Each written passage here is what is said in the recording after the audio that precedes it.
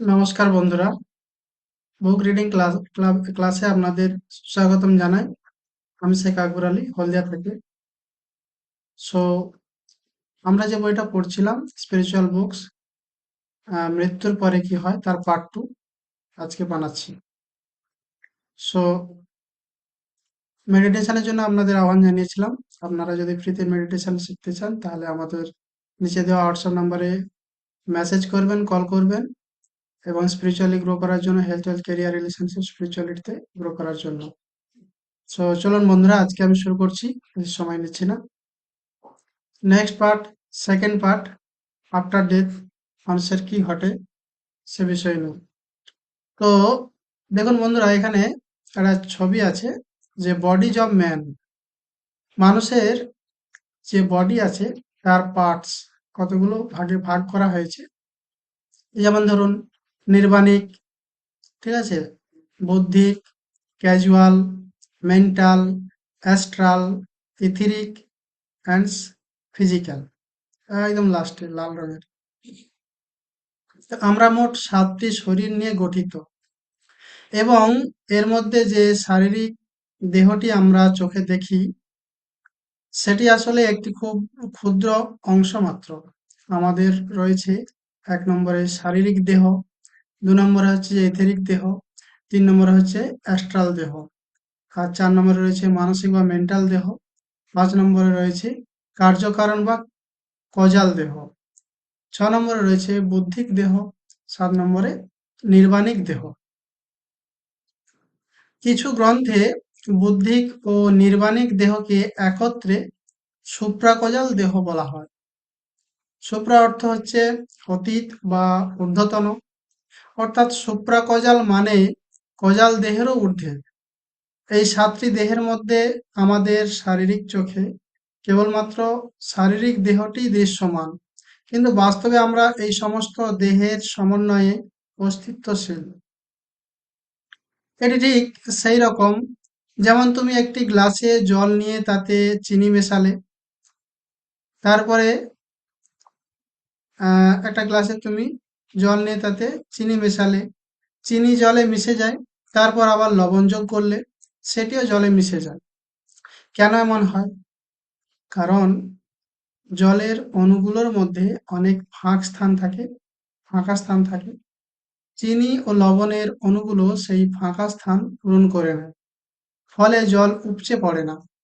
শুধু চিনি যোগ করলেই জল উপচে পড়ে না, কারণ তা শূন্যস্থান দখল করে নেয়। ঠিক তেমনি এই সমস্ত দেহ আমাদের ভেতরেই বিদ্যমান।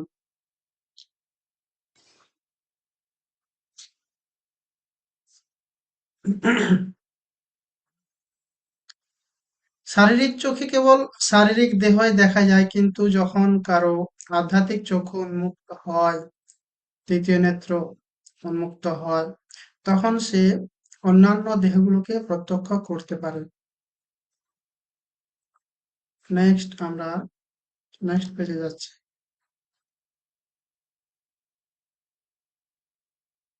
প্রতিটি নতুন পুনর্জন্মে আমরা একটি নতুন মানসিক দেহ, একটি নতুন অ্যাস্ট্রাল দেহ, একটি নতুন ইথেরিক দেহ এবং একটি নতুন শারীরিক দেহ গ্রহণ করি। এটি অনেকটা নতুন স্কুলে ভর্তি হবার মতো। যেমন এক শ্রেণী শেষ করে নতুন শ্রেণীতে গেলে প্রথম দিন নতুন ইউনিফর্ম, নতুন ব্যাগ, নতুন বই, সবকিছুই নতুন হয়, তাই না? ঠিক তেমনি প্রতিটি জীবনে আমরা পৃথিবীতে আসি, সেখানে আমরা কি পাই? নতুন দেহ নিয়ে আমরা হচ্ছে যে কি করি, পদার্পণ করি। তবে আমাদের কজাল দেহ অপরিবর্তিত থাকে, সেটি আত্মার স্থায়ী নিবাস। অন্য সব দেহ হলো বাহ্যিক আবরণ। প্রতিটি জন্মে আমরা নতুন দেহ গ্রহণ করি এবং প্রত্যাবর্তনের সময় একে একে সেগুলো ত্যাগ করি। যখন আমরা দুনিয়া ছেড়ে চলে আসি, সেগুলো এক এক করে আমরা ছেড়ে চলে আসি। তবে আমাদের কজাল দেহ অপরিবর্তিত থাকে, সেটি আত্মার স্থায়ী নিবাস। অন্য সব দেহ হলো বাহ্যিক আবরণ। প্রতিটি জন্মে আমরা নতুন দেহ গ্রহণ করি এবং প্রত্যাবর্তনের সময় একে একে সেগুলোকে ত্যাগ করি। শারীরিক মৃত্যুর সময় আমরা প্রথমে শারীরিক দেহ ও ইথেরিক দেহ ত্যাগ করি, তারপর আমরা অ্যাস্ট্রাল জগতে প্রবেশ করি। তাহলে শারীরিক মৃত্যুর সময় আমরা শারীরিক এবং ইথেরিক দুটো ত্যাগ করি, তারপর আমরা অ্যাস্ট্রাল জগতে প্রবেশ করি এবং সেখানে অ্যাস্ট্রাল দেহে কিছু সময় অবস্থান করি। এরপর ঘটে অ্যাস্ট্রাল মৃত্যু। তারপর আমরা মানসিক দেহে প্রবেশ করি এবং মানসিক জগতে নির্দিষ্ট সময় অবস্থান করার পর মানসিক মৃত্যুর মধ্য দিয়ে অতিক্রম করি।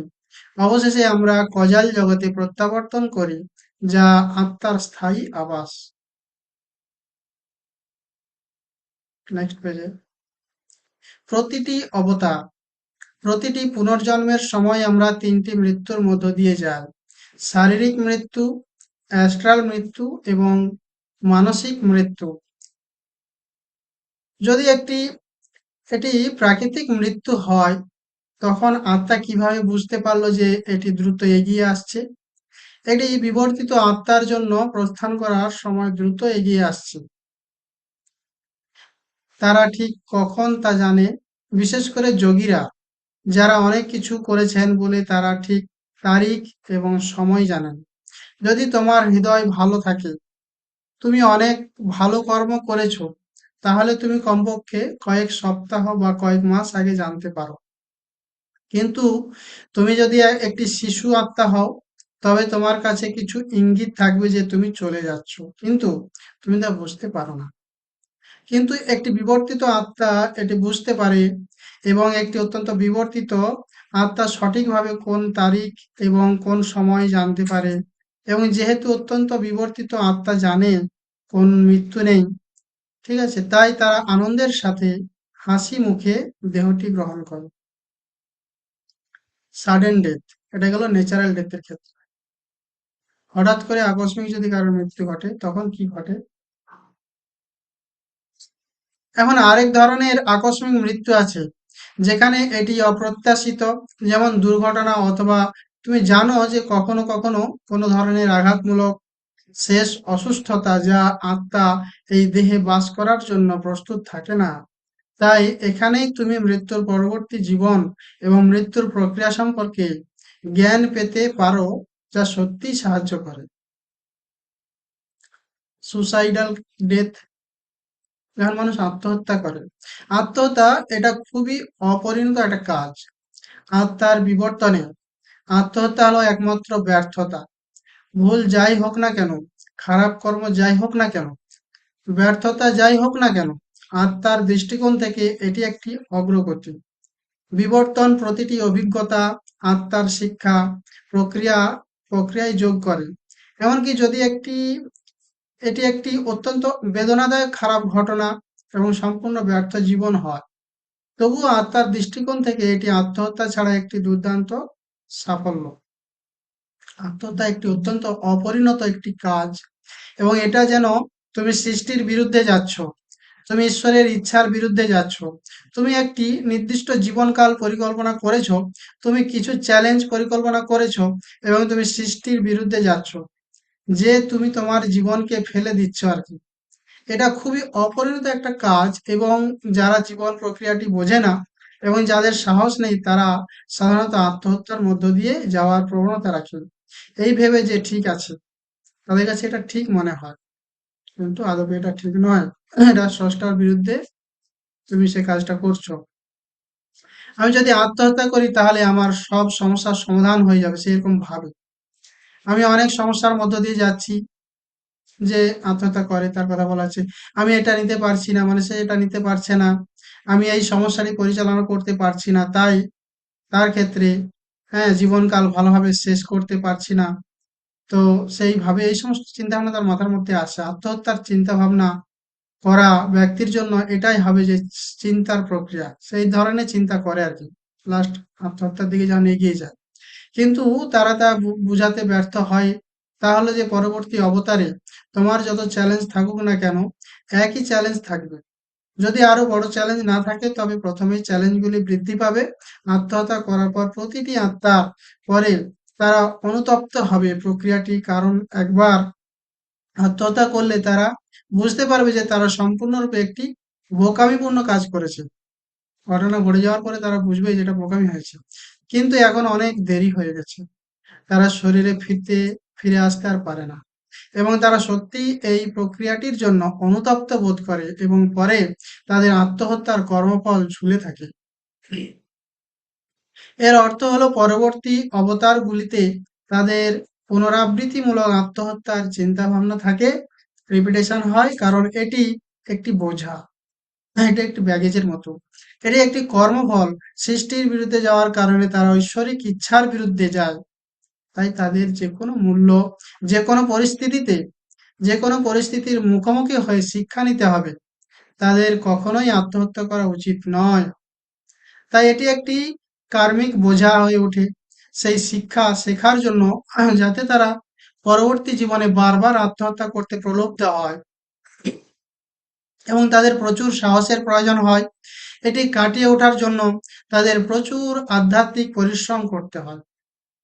তাই এটি একটি কার্মিক বোঝার মতো হয়ে ওঠে এবং তারা যে কোনো চ্যালেঞ্জের জন্য আত্মহত্যা করে। পরবর্তী জীবনে একই চ্যালেঞ্জ যদি আরো না হয়, তাহলে পরবর্তী জীবনে একই চ্যালেঞ্জ পুনরাবৃত্তি হবে। তাই যদি আমরা এমন কিছু মানুষের সাথে দেখা করি যাদের এত আদর্শ চিন্তা ভাবনা আছে, তাহলে আমাদের তাদের নিরুৎসাহিত করা উচিত।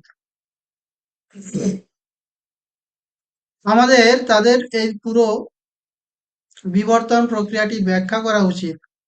আমাদের ব্যাখ্যা করা উচিত যে জীবন এখানে শেখার জন্য, জীবন এখানে দায়িত্বশীলভাবে পরিচালনা করার জন্য। এটি সূক্ষ্ম উপায়ে, এবং পৃথিবী একটি স্কুলের মতো। এটি আমাদের বাড়ি নয়। আমরা একদিন বাড়ি ফিরে যাব। তুমি পছন্দ করুন বা না করুন, সবাই বাড়ি ফিরে যাবে। কেউ এখানে স্থায়ীভাবে থাকবে না।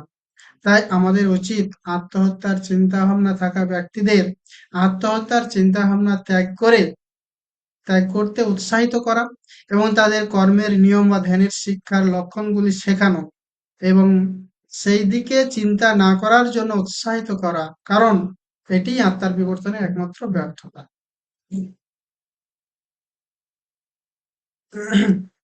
Moment of death. মৃত্যুর সময় হলো মৃত্যুর একটি মুহূর্ত।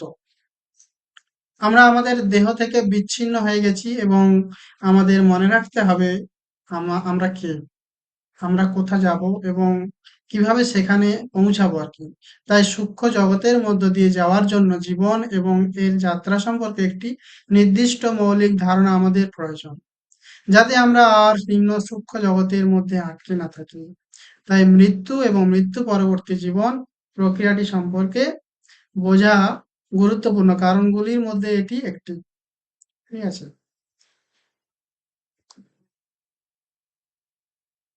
নেক্সট হচ্ছে আর্থ বাউন্ড সোলস।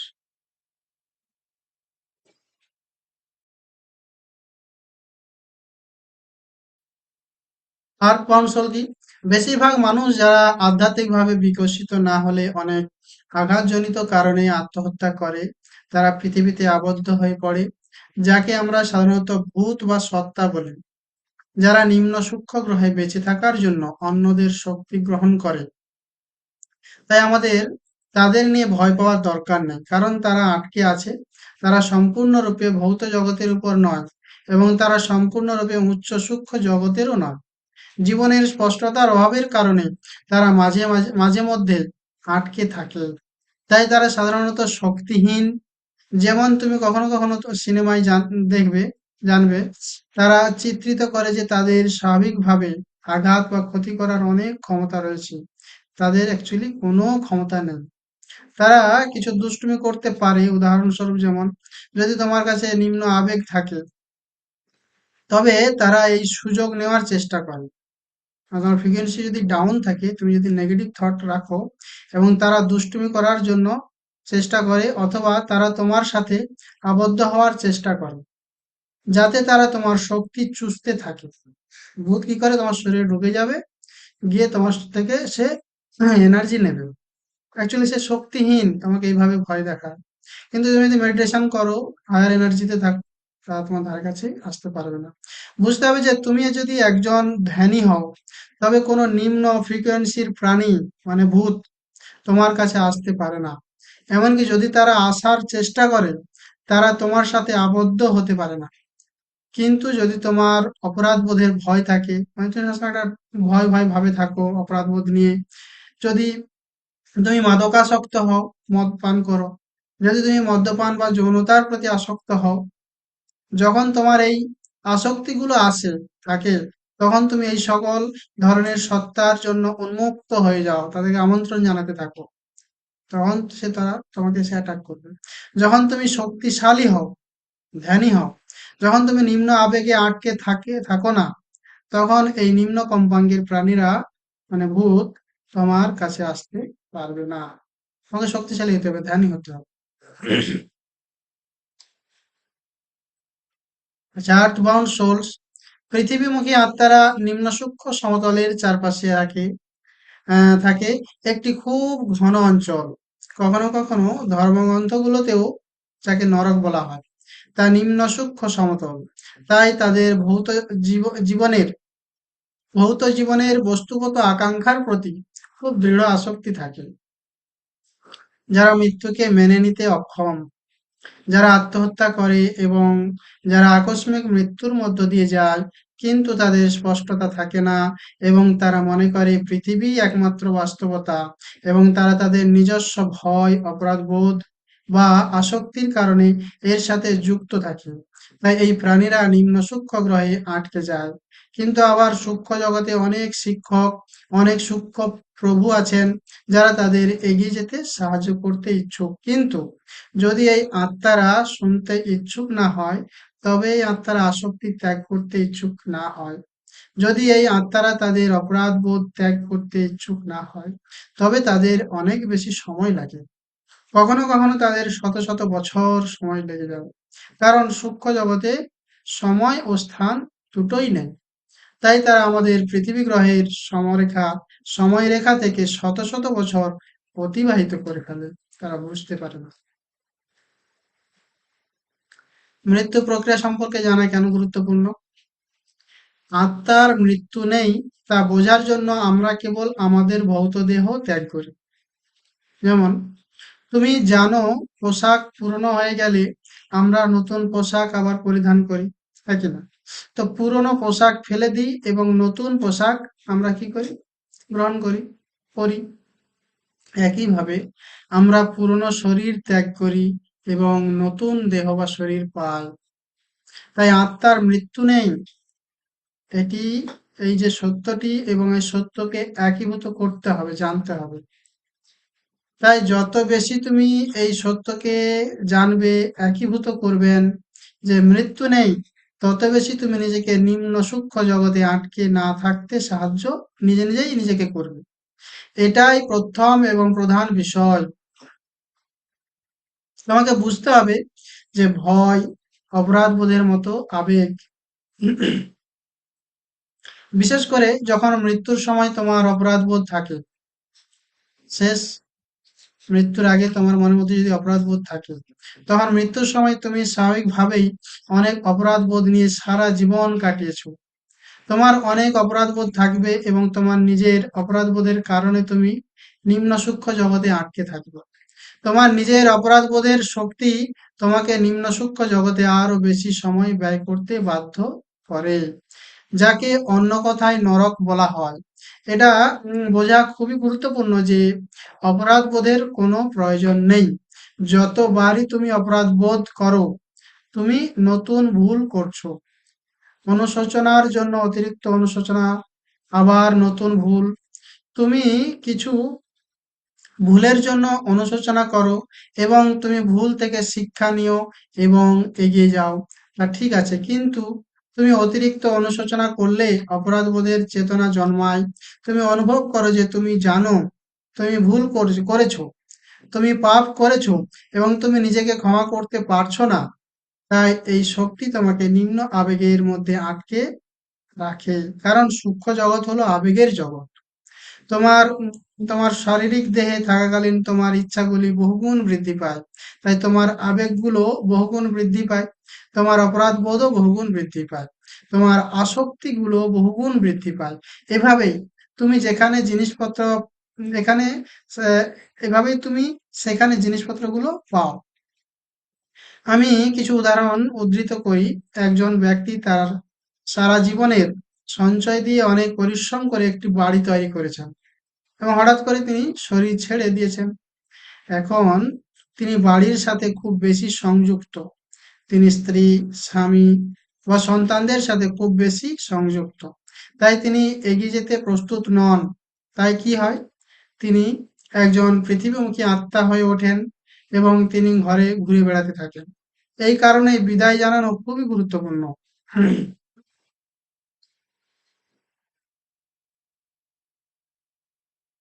বিদায় জানানো গুরুত্বপূর্ণ। এর অখণ্ডতা বোঝা খুবই গুরুত্বপূর্ণ। যদি তুমি প্রয়াতদের জন্য কাঁদতে থাকো আর কি, তারা আটকে থাকে কারণ তোমার আবেগগুলো তাদের পেতে নিম্ন সূক্ষ্ম জগতে আটকে আছে। তারা এখানে সম্পূর্ণরূপে নেই আর কি। তারা যে সেখানেও নেই, তাই তারা মাঝখানে আটকে আছে। তাই এটা বোঝা খুবই গুরুত্বপূর্ণ যে মৃত্যুর পরে একটি জীবন আছে। একটি সূক্ষ্ম জগতে জীবন আছে, মানসিক জগতে জীবন আছে, এবং তারপর আমরা ঘরে ফিরে যাই এবং তারপর আমরা আবার একটি নতুন শারীরিক দেহ নিয়ে, একটি নতুন সূক্ষ্ম দেহ নিয়ে, একটি নতুন মানসিক দেহ নিয়ে ফিরে আসি। যখন প্রিয়জনরা বিদায় জানাতে প্রস্তুত থাকে, যখন প্রিয়জনরা বিচ্ছিন্ন হতে প্রস্তুত থাকে, তখন এটি প্রয়াত আত্মাকে নিম্ন সূক্ষ্ম জগৎ থেকে উচ্চ সূক্ষ্ম জগতে দ্রুত স্থানান্তর হতে সাহায্য করে। এই কারণে তাদের স্মৃতি থাকা ভালো, কিন্তু স্মৃতি নিম্ন আবেগগত স্মৃতিতে থাকা উচিত নয়, তাদেরকে আটকে থাকতে হেল্প করে। স্মৃতি এমন হওয়া উচিত, খুশি, মানে খুশিতে ভরপুর হওয়া উচিত, খুশি স্মৃতি। এখন যাওয়ার সময় হয়েছে, আমরা অন্য প্রান্তে দেখা করব, কারণ সবাই তো আজ হোক কাল হোক চলে যাব, তাই না? তো তাই এমন একজন ব্যক্তির জন্য কাঁদছি যার অবশ্যই কি আছে, হ্যাঁ আছে। আমাদের প্রিয়জনদের সাথে অনেক আবেগ জড়িত। আমরা চলে যাওয়ার জন্য প্রস্তুত নয় এবং হঠাৎ তারা চলে গেল বা চলে গেছে। বেশিরভাগ সময় মানুষ এর জন্য প্রস্তুত থাকে না, কিন্তু এই আধ্যাত্মিক জ্ঞান তাদের সাহায্য করে। আধ্যাত্মিক জ্ঞান সত্যিই তাদের বিদায় জানাতে সাহায্য করে, এবং মৃত্যু এবং মৃত্যুর পরের জীবন সম্পর্কে জানা কেবল আমাদেরই নয়, তাদের আমাদের চারপাশের মানুষজনকেও সাহায্য করে। কারণ আমরা একটি নির্দিষ্ট পরামর্শ দিতে সক্ষম হব। যদি তারা মৃত্যুশয্যায় রয়েছে, তখন আমরা সত্যের কথা বলতে পারি, কারণ সত্যের কথা আত্মার উপর প্রভাব বিস্তার করে।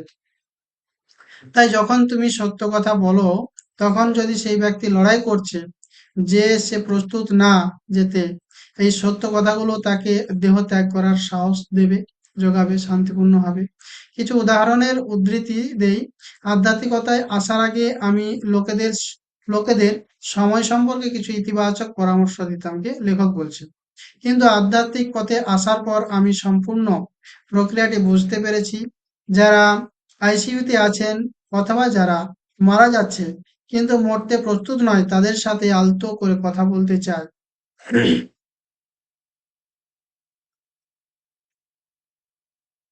তারা এক এক দু এক সপ্তাহ, 2 সপ্তাহ বা 3 সপ্তাহ ধরে হাসপাতালে আছেন। তারা কষ্ট পাচ্ছেন এবং তাদের প্রিয়জনরাও আর সুস্থ থাকে না, কিন্তু তারা যেতে রাজি নন। সেই সময় আমি গিয়েছিলাম এবং তাদের সাথে কথা বলেছিলাম। যদিও তারা সাড়া দিচ্ছে না, তারা কেবল অর্ধ অচেতন অবস্থায় থাকে আর কি। আমি আগে যেতাম এবং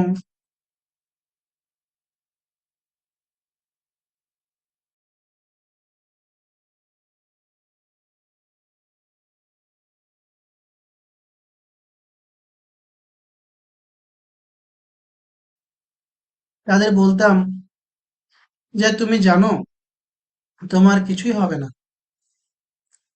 তোমার প্রিয়জনরা ওপারে অপেক্ষা করছে, ঠিক আছে? তুমি চলে যাও এবং তুমি পৃথিবী গ্রহে একটি দুর্দান্ত জীবন যাপন করেছো। এখন এগিয়ে যাওয়ার সময়। তাই তুমি যাই করো না কেন, তুমি তোমার যথাসাধ্য চেষ্টা করেছো। আমরা সবাই তোমাকে ভালোবাসি।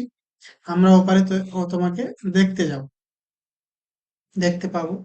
তাই এখন চলে যাওয়ার সময়। এগুলো সত্যের কথা, ইতিবাচক কথা নয়। নেতিবাচক কথা নয়। এগুলো সত্যের কথা, সঠিক কথা। যখন তুমি সত্যের কথা বলো যে মৃত্যু নেই এবং তুমি একজন চিরন্তন সত্তা, তো তুমি আবার ফিরে আসবে এবং আমরা ওপারে দেখা করব, তখন এগুলো সেই কথা যা সত্যি তাদেরকে উচ্চতর সূক্ষ্ম জগতে যাওয়ার সাহস দেবে এবং তারা তাদের যাত্রা চালিয়ে যাবে এবং ঘরে ধ্যান করবে। যখন তুমি জানতে যে তাদের সময় এসেছে,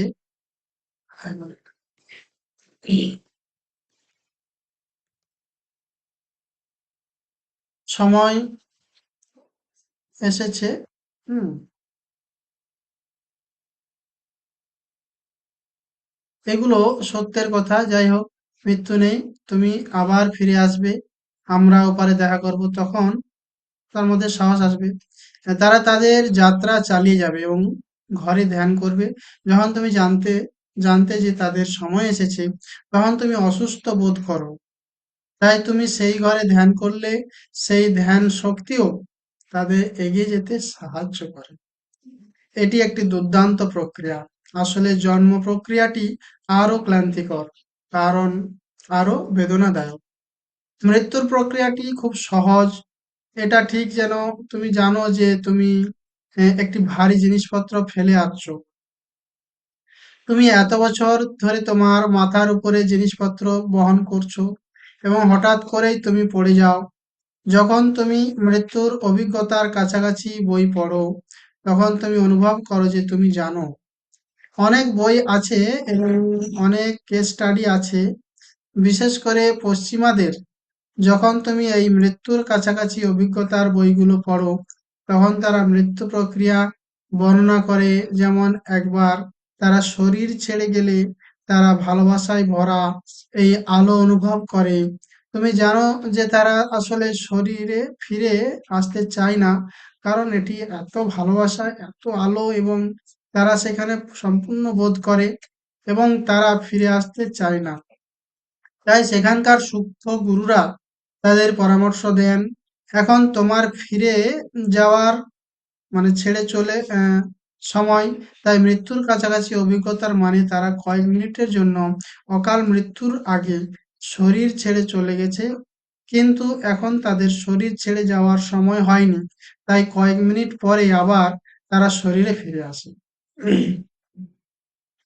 যাদের ক্যান্সার বা অন্যান্য ধরনের অত্যন্ত দীর্ঘস্থায়ী অসুস্থতা রয়েছে, যখন তাদের এই মৃত্যুর কাছাকাছি অভিজ্ঞতা হয়েছিল, তাই যখন তারা অন্যদিকে যায়, তখন তারা স্পষ্ট দেখতে পায় যে এটি তাদের আবেগ, যা হিমায়িত আবেগ, আটকে থাকা আবেগ, অপরাধবোধ, আসক্তি, ভয়, যা তাদের ক্যান্সারের জন্য দায়ী, অথবা এটি তাদের অসুস্থতার জন্য দায়ী।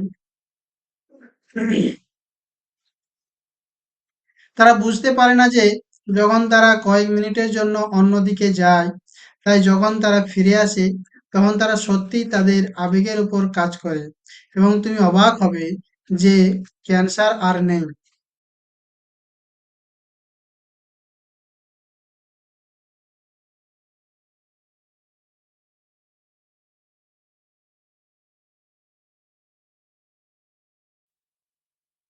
তোমার প্রিয়জনরা ওপারে অপেক্ষা করছে। ঠিক আছে, তুমি চলে যাও এবং তুমি পৃথিবী গ্রহে একটি দুর্দান্ত জীবনযাপন করেছো। এখন এগিয়ে, ও সরি, তো ক্যান্সার, নেক্সট পেজে আমি যাচ্ছি। যারা মৃত্যুর কাছাকাছি অভিজ্ঞতা লাভ করেছে তারা এখন এই সত্যটি অনুভব করেছে যে তুমি জানো যে অন্যরা একটি এক মিনিট, একটু দেন। হ্যাঁ। যখন তোমার স্পষ্টতা থাকে না, তখন তুমি জানো জানো না যে তোমার জীবনে অগ্রাধিকার কি। উদাহরণস্বরূপ, যখন তোমার জীবন সম্পর্কে স্পষ্টতা থাকে, তখন তোমার প্রথম অগ্রাধিকার হলো ধ্যান, দ্বিতীয় অগ্রাধিকার হলো বই পড়া, যেমন আমি পড়ছি আজকে, তৃতীয় অগ্রাধিকার হলো সৎসঙ্গ, হ্যাঁ, সৎসঙ্গে থাকা, মানে গ্রুপ মেডিটেশন আমরা করি। তারপর জীবনের অন্যান্য অগ্রাধিকারগুলো আছে। তুমি প্রথম অগ্রাধিকার দেবে স্বধর্ম এবং পরধর্ম দ্বিতীয় স্থানে আসে। কিন্তু যে ব্যক্তির স্পষ্টতা নেই তার জন্য তারা সারা জীবন অন্যের মানে যত্ন নেওয়ার জন্য, অন্যের সেবা করার জন্য, অন্যের প্রত্যাশা পূরণ করার জন্য তারা কাজ করে। সমাজের স্বামী স্ত্রী সন্তানের প্রত্যাশা পূরণ করার জন্য তারা সময় ব্যয় করে। তারা সারা জীবন অন্যের সেবা করেই কাটায়, কিন্তু তারা নিজেদের উপর বিরাট অত্যাচার করেছে। ঠিক আছে? তাই এটা খুব গুরুত্বপূর্ণ যে তোমার অগ্রাধিকার নির্ধারণ করা উচিত। তাই অগ্রাধিকার প্রথমে আসে তোমার যত্ন নেওয়া। প্রথমে তুমি 1 ঘন্টা ধ্যান করো, তারপর তোমার সন্তানদের যত্ন নাও, তোমার স্বামীর যত্ন নাও, তুমি যদি স্বামী হও তোমার স্ত্রীর যত্ন নাও। ঠিক আছে? এটাই সঠিক অগ্রাধিকার। তুমি যদি নিজের যত্ন না নাও, তাহলে যখন তুমি শরীর ত্যাগ করবে তখন তোমার জীবন নষ্ট করার জন্য অনুশোচনা হবে। তাহলে যা হয় তা হলো যে তুমি স্কুলে যাও, তুমি একটি বিষয়ে ফেল করবে। হ্যাঁ, পৃথিবী একটা স্কুলের মতো। তো এখানে তুমি যদি এগুলো যত্ন না নাও, এই কাজগুলো না করো, তাহলে তুমি এই পরীক্ষায় ফেল করলে, তোমাকে বিষয়টি পুনরাবৃত্ত করতে হবে। যেমন আমরা ক্লাসে ফেল করলে আবার সেই ক্লাসে থাকতে হয় পাস করার জন্য।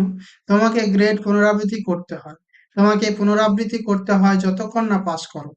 আধ্যাত্মিক বিজ্ঞান তোমাকে স্পষ্টতা প্রদানে সাহায্য করে। স্পষ্টতার সাথে তুমি অগ্রাধিকার পাবে।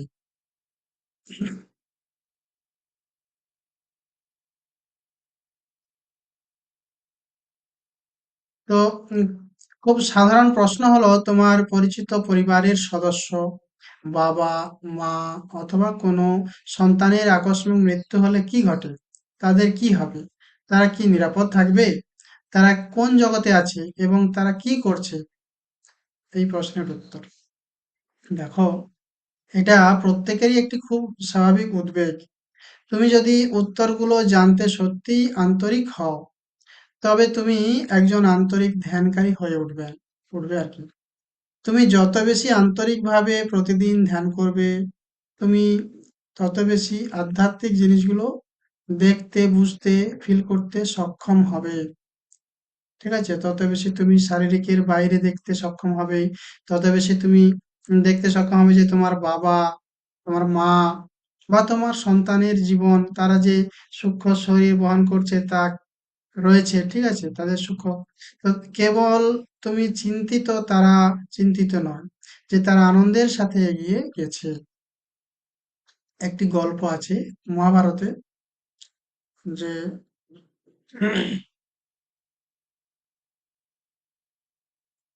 অর্জুন খুব দুঃখ পেয়েছিলেন এবং কাঁদছিলেন, কারণ তার পুত্র অভিমন্যু যুদ্ধে মারা গেছেন। অর্জুন এটা সহ্য করতে পারছিলেন না, তাই তিনি ক্রমাগত কাঁদছিলেন এবং কৃষ্ণের কাছে গিয়ে বললেন, কৃষ্ণ, এটা সব আপনার কারণেই আমার ছেলে মারা গেছে। আপনি কোনোভাবে আমার ছেলেকে বাঁচাতে পারতেন, কিন্তু আপনি ইচ্ছাকৃতভাবে তাকে মরতে দিয়েছেন। সব আপনারই কারণ। তিনি কৃষ্ণের কলার ধরেছিলেন এবং তখন তিনি বুঝতে পেরেছিলেন যে আমার ন্যায় বিচারের প্রয়োজন, এবং তিনি সেই ব্যক্তি যিনি সরাসরি কৃষ্ণের কাছ থেকে ভগবত গীতা শুনেছেন।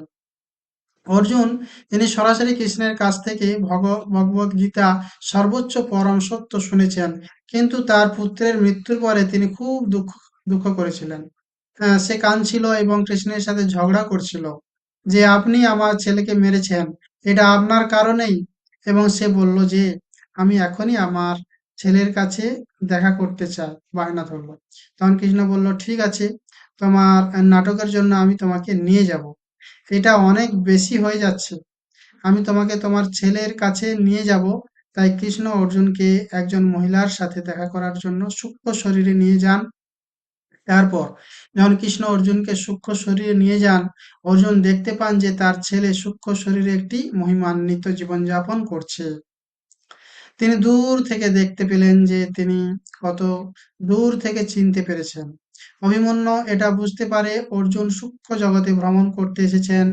তিনি গিয়ে অভিমন্যুকে জড়িয়ে ধরে বললেন, কেমন আছো বাবা? আমি তোমাকে মিস করছি। চলো যাই, চলো ফিরে যাই। অভিমন্যু বললেন, আমার সময় নষ্ট করো না, আমার এখানে আরো অনেক কাজ আছে।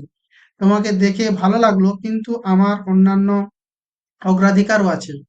তিনি চলে গেলেন, তাই তিনি কয়েক সেকেন্ডও সময় ব্যয় করতে পারেননি। তাই অর্জুন সম্পূর্ণ হতবাক হয়ে গেলেন। অর্জুনের অজ্ঞতার কারণেই তিনি কষ্ট পেয়েছিলেন, কিন্তু অভিমন্যু অর্জুনের চেয়ে অনেক বেশি আধ্যাত্মিকভাবে আলোকিত। তাই তিনি এই উচ্চতর যাত্রায় এগিয়ে যেতে ইচ্ছুক, এবং তিনি উচ্চতর জগতে কোনো আসক্তি রাখেন না।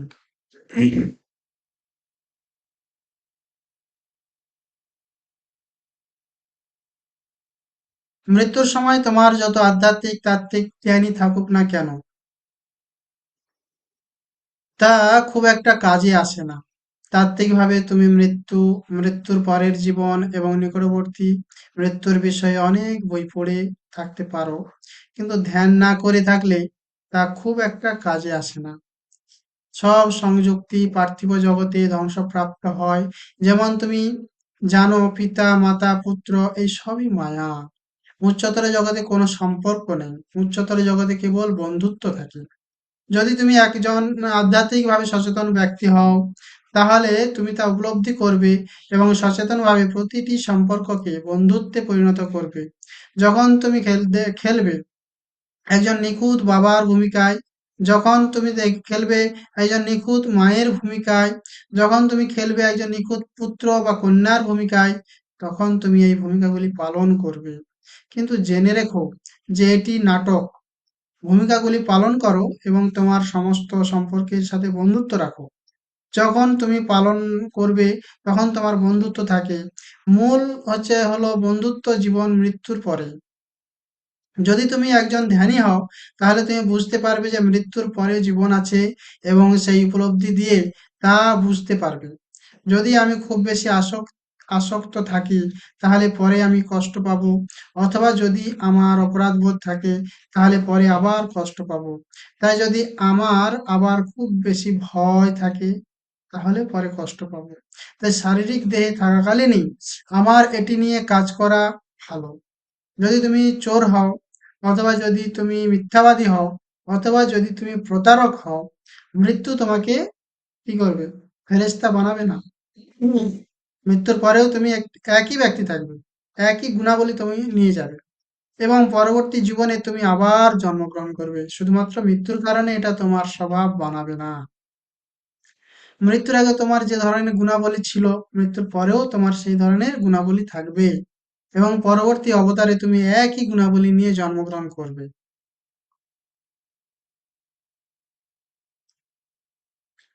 এবং যতক্ষণ পর্যন্ত তোমার এই নিম্ন কম্পনের কম্পাঙ্কের গুণাবলী থাকবে, ততক্ষণ পর্যন্ত তুমি নিম্ন সূক্ষ্ম জগতে বারবার আটকে থাকবে।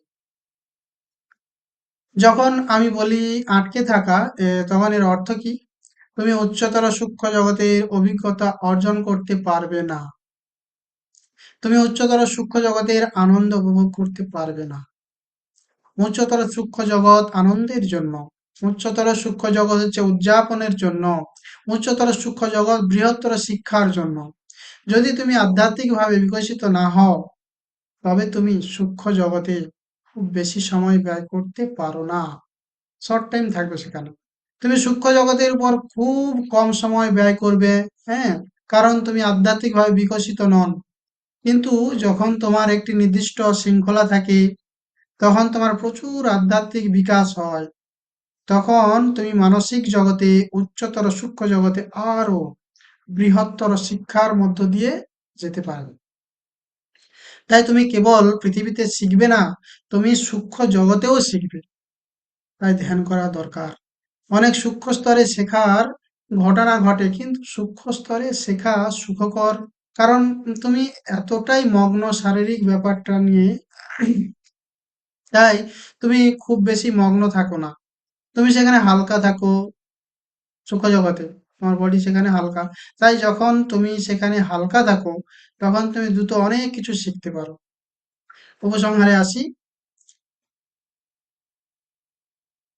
অনেক অ্যাস্ট্রাল মাস্টার আছে, একটি বিশেষায়িত দল আছে, একটি বিশেষায়িত বিভাগ আছে, যারা তাদের দেহ ত্যাগকারী লোকের যত্ন নেবে।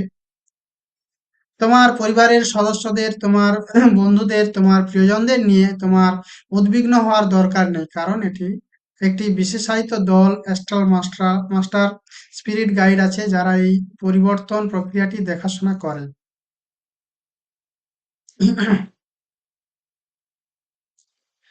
তুমি যা করতে পারো তা হলো তাদের সাথে সংযুক্ত হবে না, তাদের প্রতি আঁকড়ে থাকবে না। তাদের একটি ন্যায্য ইচ্ছাশক্তি দিন যা তাদের এগিয়ে যেতে সাহায্য করে, অথবা আরো ধ্যান করুন।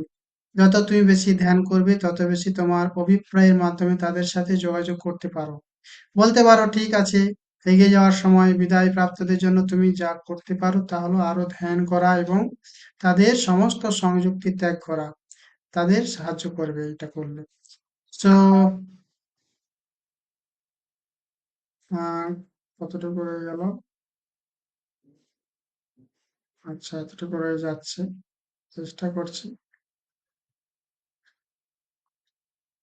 আরেকটি প্রশ্ন প্রায়শই ঘটে থাকে, তা হলো আত্মার পাঠের সাথে সম্পর্কিত। যদি আমি আমার হচ্ছে যে সমস্ত আত্মার পাঠ না শিখি, তাহলে আমি কিভাবে জানবো যে আমি আবার আমার জীবনের উদ্দেশ্য পূরণ করি কিনা, আমি আমার আত্মার পাঠ সম্পূর্ণরূপে শিখছি কিনা? এটা খুবই সহজ। প্রতিটি আত্মা জন্মের আগে একটি নির্দিষ্ট পাঠ পরিকল্পনা করে। তাদের বেশিরভাগই পরিকল্পনাটি সম্পূর্ণ করে না।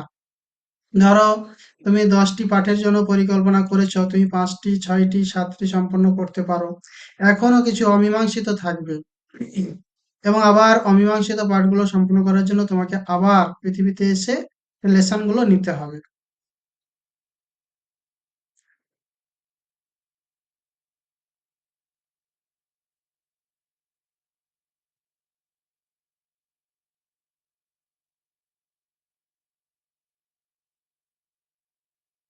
আমি আমার শরীরকে ধ্যান করতে দেখতে পাচ্ছি, আমি আমার শরীরকে ধ্যানে বসে থাকতে দেখতে পাচ্ছি, কিন্তু আমার শরীরের বাইরে আছে, আমি 360 ডিগ্রি উপলব্ধি করতে পারি, আমি অনেক কিছু দেখতে পাচ্ছি, আমি শরীরে নেই কিন্তু তবুও আমি বেঁচে আছি, আমার সাথে কিছুই ঘটেনি। ধ্যান করলে এরকম উপলব্ধি আসবে। আসলে কোনো মৃত্যু নেই, তাই এটাই তোমার মৃত্যু নয়, তাই কেবল তোমার ধ্যানই তোমাকে এই মৃত্যুর যে ভয়টা তোমাকে কাটাতে সাহায্য করবে। সো বন্ধুরা, আমি এই বইটার থেকে পড়লাম। কেমন লাগলো সাবস্ক্রাইব করবেন, আহ বেশি বেশি ধ্যান করবেন, আমাদের কমিউনিটির সঙ্গে যুক্ত হন। সো সেকেন্ড পার্ট এখানে কমপ্লিট করলাম, আশা করি ভালো লেগেছে। দেখা হচ্ছে নেক্সট কোনো একটা নতুন সুন্দর একটা আধ্যাত্মিক লেভেলের বই নিয়ে আপনাদের সামনে আসবো। সো আপনারা ভালো থাকবেন। নমস্কার, থ্যাংক ইউ।